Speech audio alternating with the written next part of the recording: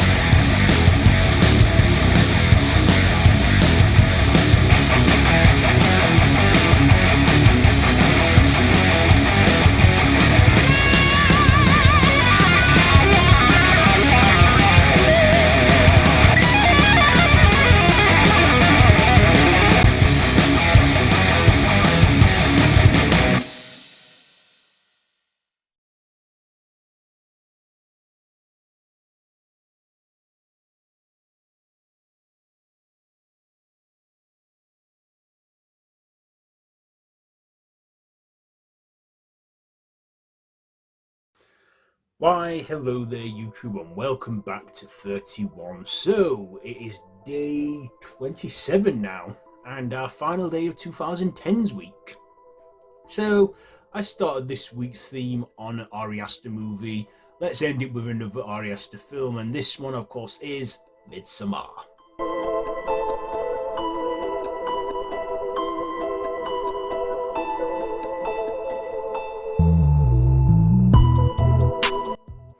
Yeah, from 2019. This came out a year after Hereditary, and this was his second feature film. And of course, it follows, Danny, whose sister committed suicide, taking her parents with her, and then ends up tagging along to this trip to Sweden with her boyfriend Christian, who really wants to just break up with her, but given the circumstances of what happens, he can't find it in his heart to do so because he needs to try and support her now and be with her, and invites her on this trip to Sweden, where in this remote village every 90 years they have this festival. And at first they're participating and getting in on the festivities, but then the longer they stay, the more bizarre things begin to happen, more gruesome, more brutal things begin to happen. The groups start getting picked off one by one, and then of course Danny catches Christian cheating, and then she breaks down and then becomes the May Queen, and then opts to have Christian sacrificed in the barn, which ends the ritual and the whole festival. So yeah, what did I like about this film? Well, I actually thought this was better than Hereditary, in my opinion. I thought it was better than Hereditary. It was set in the daytime. This film, because it was in Sweden, in the north of Sweden, I believe they do have some sort of festival like this, Midsommar, or some sort. I don't know. I'm not Swedish, but in like the north of Sweden, around the Arctic Circle, they do have a full month of daylight where the sun never sets and only dims in like the night when it's meant to be night hours, and we get that in this film. So it's always daytime, so it's never the night, and it just shows that horror can be scary even in the light. So the light can't scare the monsters away. But yeah, I like that setting. I also liked Florence Pugh in this. This film introduced me to her. She was in a lot of other films before that, but I never really took notice of her until I saw this film, and I've gone to love her all the throughout the years. She's a great actress. We've seen her in all sorts, Black Widow, Don't Worry Darling, and I've seen other films before Midsommar, like Fighting with the Family. Yeah, I like her. I also loved her performance as Danny in this. She was grieving, and Ari Aster even stated in Hereditary is basically a family grieving movie, and this one is a breakup film, and I can see that, break it up and that, but also this film got more and more bizarre the further you went down, and you knew at this point they're a cult, and how they start picking off the characters one by one, both for them to be used for ritual stuff. And there was this deformed kid named Ruben who was unsettling, but was this part of this communion? Also, the whole, film. It's amazing the attention to detail that's put into this, because if you look in the background of some of the scenes, you can see the whole events of the film play out, which I thought was really clever. How it, and it's one of those things where if you watch it on a second time, you see what you missed and Easter eggs and hidden things. I like that. I like it when films do that, when they give you a reason to go back and watch. Now, this film is about 2.5 hours long, but I think it was a good 2.5 hours.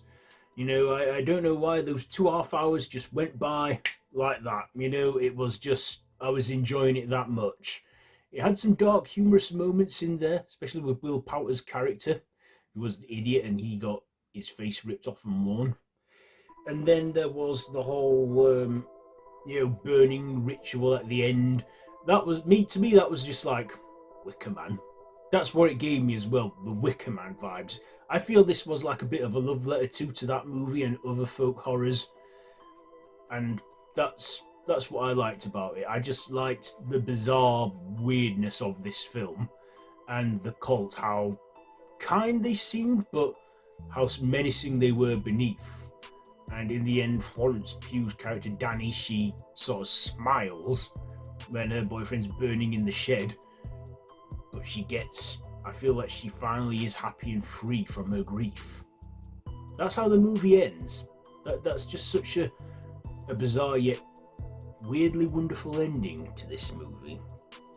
But yeah, I'm glad I saw this when I came out.